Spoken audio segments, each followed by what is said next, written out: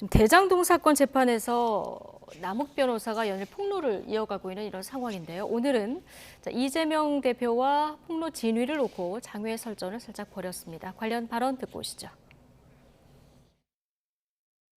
전에 제가 검찰이 참 창작 능력이 형편없다 이렇게 말씀드린 바가 있습니다.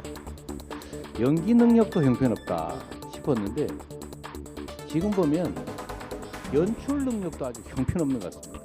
남욱이 연기를 하도록 검찰이 아마 연기 시도를 하는 거 아닌가 하는 생각이 드는데, 캐스팅하신 분께서 그 발연기를 지적하셔서 너무 송구스러워요. 근데 이게 이 작품은 이제 영화가 아니고 다큐멘터리라. 이재명 대표, 검찰이 남욱 변호사에게 연기를 주도하는 것 같다 이렇게 얘기하니까 남욱 변호사가 지금 캐스팅하신 분이 발연기한다고 지적하는 송구스럽다 이렇게 얘기했거든요. 이건 다큐다 얘기를 했는데요. 자, 이재명 대표 최근에 검찰 비난 수위가 좀 계속 높아지고 있어요. 그렇습니다. 이제 이재명 대표 입장에서는 측근들이 2명 다 구속이 됐기 때문에 한동안은 이 사법 리스크 관련된 것, 특히 이제 대장동 관련된 사건에 대해서는 좀 대답을 좀 피하는 모습도 보여주기도 했었습니다.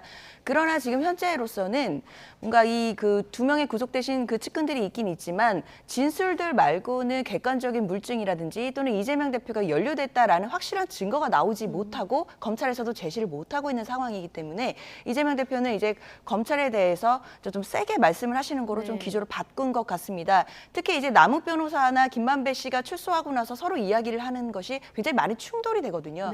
특히 남욱 변호사 같은 경우에는 들은 얘기이거나 들은 얘기를 통해 추측한 이야기가 대부분이기 때문에 그 부분에 대해서 이제 진술의 신빙성도 많이 좀 탄핵되고 있는 상황이고요.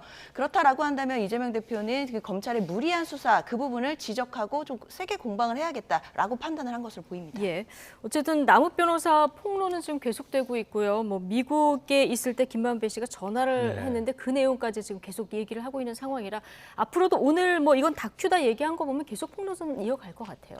저는 이재명 대표가 뭐 창작, 뭐 연기, 연출 이런 이야기를 하니까 남욱 씨가 정말 저를 캐스팅한 감독이라고 사실은 우회적으로 한 방 직격을 한 거 아닙니까? 네.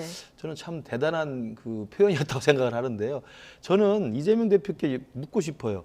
그전에도 보면 검찰이 소설을 쓴다고 이야기를 하는데 소설을 써서 그 구속영장이 발부되질 않아요. 법원에서 발부하는 거예요. 당연하죠. 2020년 대한민국 사법 시스템에서 소설 써서 어떻게 구속영장이 발부가 됩니까? 그리고 또 지금 연기를 해서 뭐 연출을 하고 감독을 했다고 그러는데 연기를 가르쳐가지고 공소장 쓰지 못하고 기소 못합니다. 대한민국 사법 그렇게 되지 않아요. 저는 이재명 대표가 그런 말도 안 되는 개념으로 국민들을 호도한다고 생각을 하고요. 그러니까 아마 남욱 변호사 같은 경우는 속으로 얼마나 좀 가장 찼겠습니까? 저는 저렇게 남욱 변호사를 아까 표현이 나오지 않습니까? 남욱이 연기를 하도록 검찰이 아마 연기를 했다. 그럼 남욱 씨가 들을 때는 만약에 정말 남욱 변호사가 주장하는 것처럼 이재명 대표가 핵심이고 자기는 이재명 대표 연관된 사람이라고 생각하는데 저렇게 이야기하면 얼마나 자괴감이 들겠습니까? 저는 이재명 대표를 관여했던 사람들이 이재명 대표 배신감 느끼는 게 저는 저런 식의 매정한 표현이라고 생각합니다. 네. 자, 그러나 뭐 어쨌든 김만배 말씀하신 대로 남욱 이 두 사람의 의견이 좀 상충되는 부분도 있고요. 앞으로 이제 수사 상황을 지켜봐야 되는데 사법 리스크는 계속 커지고 있다 보니까 당 안팎에서 이 대표의 이 사법 리스크를 우려하는 발언이 계속 나오고 있습니다. 민주당 삼선 중진은 이원욱 의원 목소리 잠시 듣고 오시죠. 가장 우려하는 사람이 이재명 당대표 아니겠습니까? 증거들을 정확히 검찰이 들이대고 있지 못하니까 우려가 이렇게 굉장히 높아져가지고 7, 80도까지 올라오고 있지만 그것이 100도까지 넘어가지는 못하는 상황. 이재명 당대표 본인에 대한 어떤 뭐 물증, 직접적 증거, 요게 딱 나오는 순간이 한 100도씨가 되는 순간일 거다. 그렇게 된다고 봐야죠. 아직 100도는 아니지만 70도에서 80도 정도는 된다 이런 얘기를 하면서 이재명 대표가 선제적으로 좀 사법 리스크를 풀어야 한다 이런 얘기도 곁들였거든요. 자, 당내에서 이런 얘기 많이 나옵니까?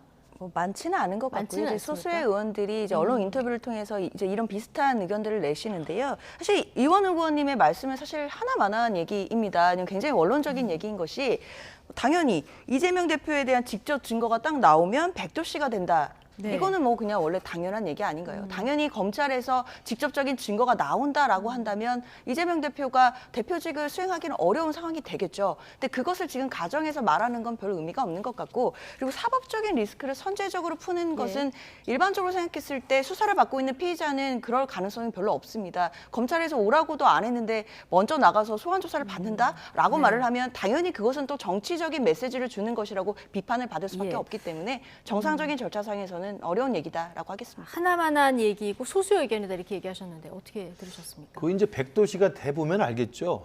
지금 사실은 그건 이제 될지 안 될지는 모르죠. 그렇지. 예. 근데 70도, 80도 올라왔다는 것은 끓기 시작했다는 거 아닙니까? 근데 이제 끓는 온도가 100도를 넘어가면 이제 뭐 확실하게 되는 거기 때문에 저는 사법 리스크는 현실화되고 있는 임박한 저는 문제라고 생각을 하고, 그렇기 때문에 저는 이제 비명계에서 하는 이야기이긴 합니다만 민주당 안에서도 저는 전전긍긍할 거라고 생각을 해요. 시기의 문제이지 이재명 대표에게 소환장에 날아가지 않는다는 생각을 누가 못 하겠습니까? 그러니까 저는 이재명 대표의 멘탈이 아무리 강하다 하더라도 예. 검찰의 정식 소환 요구가 있을 때 민주당이 이재명을 분리할 것인지, 이재명과 옥세에서 민주당이 정말 힘들게 할 것인지를 선택해야 될 때가 온다고 생각합니다. 네, 여기까지 듣겠습니다. 자, 나이트 포커스 김근식 전 국민의힘 비전전략실장, 장현주 민주당 법률위원회 부위원장 두 분과 함께했습니다. 고맙습니다.